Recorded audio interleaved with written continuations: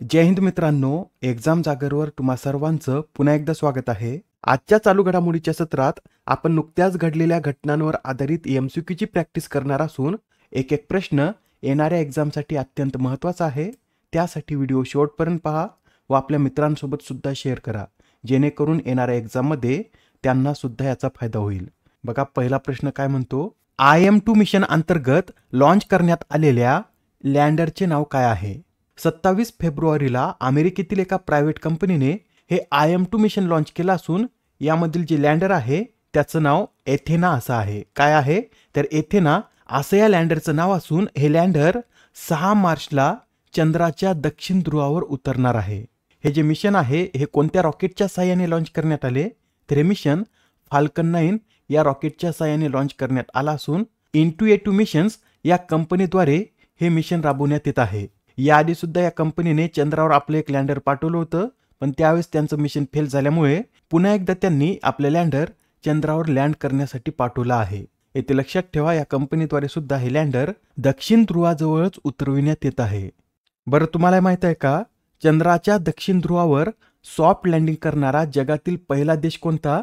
तर असे करणारा भारत हा जगातील पहिला देश आहे. चंद्रयान 3 मोहिमेअंतर्गत ही कामगिरी भारताने केली होती आणि भारताचं हे चंद्रयान 3 मिशन कधी लॉन्च करण्यात आलं होतं तर 14 जुलै 2023 रोजी हे मिशन लॉन्च करण्यात आलं होतं आणि या मिशनने 23 ऑगस्ट 2023 रोजी येथे लँडिंग केलेलं आहे. याबरोबरच इतर काही जीके प्रश्न सुद्धा आपण पाहून घेऊयात. चंद्रावरील गुरुत्वाकर्षण शक्ती पृथ्वीच्या गुरुत्वाकर्षणाच्या किती पट आहे?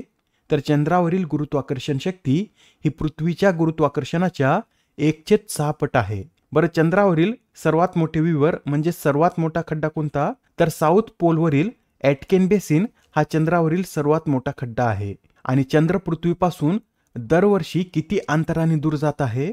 तर चंद्र पृथ्वीपासून दरवर्षी 3.8 सेंटीमीटरने दूर जात आहे. ठीक आहे, तर आता नेक्स्ट क्वेश्चन पहा. अलीकडेच कोणत्या देशाने ग्रीन ट्रान्झिशन अलायन्स इंडिया म्हणजे GTAI या उपक्रमाची घोषणा केली? या प्रश्नाचं उत्तर आहे पर्याय क्रमांक 1 म्हणजेच डेन्मार्क. या देशाने आता ग्रीन ट्रान्झिशन अलायन्स इंडिया या उपक्रमाची घोषणा केली आहे. बरं, या उपक्रमाचा उद्देश काय?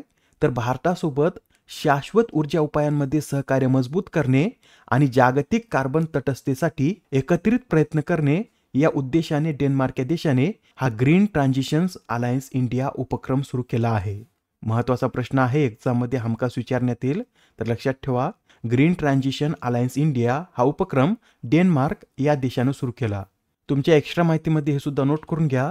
भारताने 2070 पर्यंत निव्वळ शून्य उत्सर्जन करणारा देश बनण्याचं लक्ष्य ठेवलं असून डेन्मार्कने हे लक्ष्य 2045 असं ठेवलं आहे.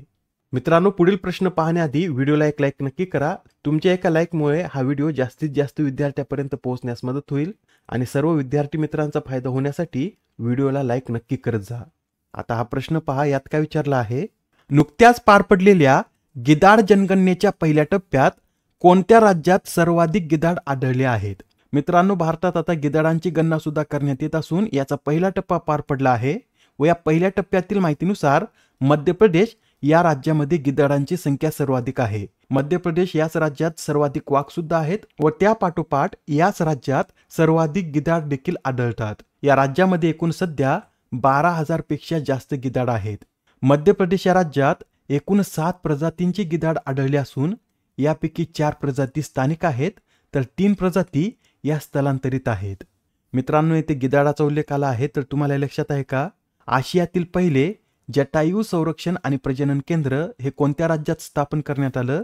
तर हे केंद्र उत्तर प्रदेश या राज्यामध्ये स्थापन करण्यात आलं आहे. आणि भारतातील गिधाडांची संख्या घटण्याचे प्रमुख कारण कोणते आहे? तर डायक्लोफेनेक हे औषध भारतातील गिधाड घटण्याचे प्रमुख कारण आहे. भारतात 1990च्या दशकात गिधाडांची संख्या ही 97% घटली होती आणि यामागचं प्रमुख कारण कोणतं होतं? तर या डायक्लोफेनेकमुळेच भारतातील 97% गिधाड गायब झाले आहेत. ठीक आहे, एवढे पॉईंट तुमच्या लक्षात आले असतील. तर आता हा प्रश्न पहा, मॉरिशियसने आपल्या राष्ट्रीय दिनाचे प्रमुख पाहुणे म्हणून कोणाला आमंत्रित केले? या प्रश्नाचं उत्तर आहे पर्याय क्रमांक 4 म्हणजेच मॉरिशियस या देशाने आपल्या राष्ट्रीय दिनाचे प्रमुख पाहुणे म्हणून पंतप्रधान नरेंद्र मोदी यांना आमंत्रित केला आहे. मॉरिशियसचा राष्ट्रीय दिन कधी साजरा करण्यात येतो? तर 12 मार्च रोजी मॉरिशियसचा राष्ट्रीय दिन साजरा करण्यात येतो. याच तारखेला 1968 मध्ये मॉरिशियस हे ब्रिटिश साम्राज्यापासून स्वतंत्र झाल्यामुळे मॉरिशियसमध्ये हा दिवस राष्ट्रीय दिन म्हणून साजरा करण्यात येतो. पर यानंतर मॉरिशियस हा देश गणराज्य कधी बनला, तर 12 मार्च 1992 साली मॉरिशियस हा देश गणराज्य बनलेला आहे. आपण मॅपमध्ये पाहून घेऊया मॉरिशियस हा देश कुठे आहे. तर हे जे मादागास्कर बेट आहे याच्याच बाजूला मॉरिशियस हा देश सुद्धा आहे.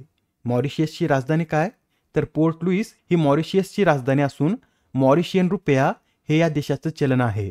सध्या या देशाचे पंतप्रधान कोण, तर नेविन रामगुलम हे या देशाचे पंतप्रधान आहेत.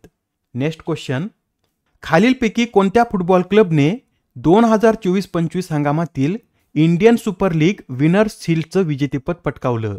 या प्रश्नाचं उत्तर आहे पर्याय क्रमांक 1 म्हणजेच मोहन बागान सुपर जायंट या क्लबने या इंडियन सुपर लीग विनर्स शील्डचं विजेतेपद पटकावलं आहे. या क्लबने अंतिम सामन्यात ओडिशा एफसीला हरून ही स्पर्धा आता दुसऱ्यांदा जिंकली. पुढील प्रश्न पहा मित्रांनो, आता नुकतेच राष्ट्रीय धन्वंतरी आयुर्वेद पुरस्कार प्रदान करण्यात आले आहेत. तर या राष्ट्रीय धन्वंतरी आयुर्वेद पुरस्काराअंतर्गत किती रोख रक्कम देण्यात येते, महत्वाचा प्रश्न आहे. या पुरस्काराअंतर्गत विजेत्याला 5 लाख रुपये देण्यात येतात. यंदा हे पुरस्कार 3 व्यक्तींना जाहीर झाले असून हे पुरस्कार पारंपरिक भारतीय औषधशास्त्राच्या क्षेत्रात बहुमूल्य योगदान देणाऱ्या व्यक्तींना आयुष मंत्रालयाद्वारे देण्यात येतात. यंदाचे 3 विजेते कोण आहेत, तर नामवंत नाडी वैद्य आणि लेखक ताराचंद शर्मा, सुप्रसिद्ध विद्वान वैद्य मायाराम उनियाल आणि राष्ट्रीय परिषदेचे संस्थापक वैद्य समीर गोविंद जमदाग्नी या 3 व्यक्तींना या पुरस्काराने सन्मानित करण्यात आला आहे. मित्रांनो, याआधी सुद्धा काही महत्त्वपूर्ण पुरस्कार देण्यात आले आहेत, ते सुद्धा आपण एकदा रिवाइज करून घेऊया. पहिला साहित्यभूषण पुरस्कार हा मधु मंगेश कर्णिक यांना देण्यात आला. 2023-24च्या कर्नल सी के नायडू जीवन गौरव पुरस्काराने सचिन तेंडुलकर यांना सन्मानित करण्यात आलं. थर्ड आय आशिया चित्रपट महोत्सवात एशियन सिनेमा कल्चर अवॉर्डने जावेद अख्तर, सिंगापूरच्या मानद नागरिक पुरस्काराने तरुण दास, सुभाषचंद्र बोस आपत्ती व्यवस्थापन पुरस्काराने इन्कोइस या संस्थेला सन्मानित करण्यात आलं. तर पद्मपाणी जीवन गौरव पुरस्कार सई परांजपे यांना देण्यात आला.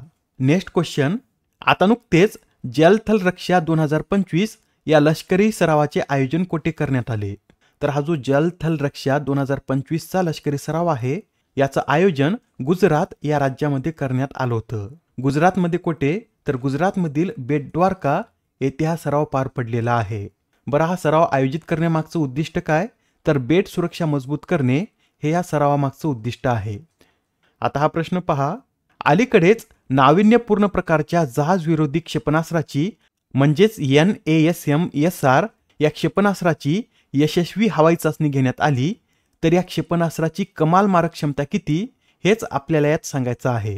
या प्रश्नाचं उत्तर आहे पर्याय क्रमांक 4 म्हणजेच या NASM-SR या क्षेपणास्त्राची कमाल मारक क्षमता ही 55 किलोमीटर इतकी आहे.